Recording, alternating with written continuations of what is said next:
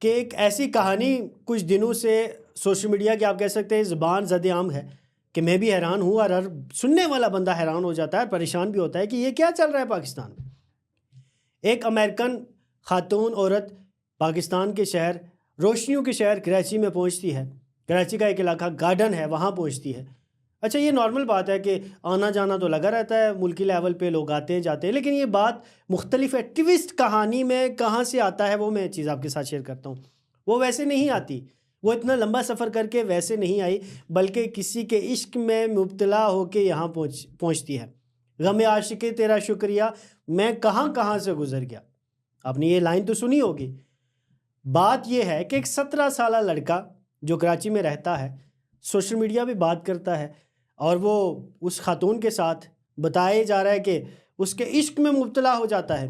خاتون بھی پھر وہ جو خاتون تھی، وہ ایک عورت جو تھی، وہ بھی اس کے عشق میں مبتلا ہو جاتی ہے۔ پھر بات ہوتی ہے سوشل میڈیا پہ، دوستیاں بڑھتی ہیں اور پھر عشق کی داستانیں جو ہے وہ لکھی جاتی ہیں۔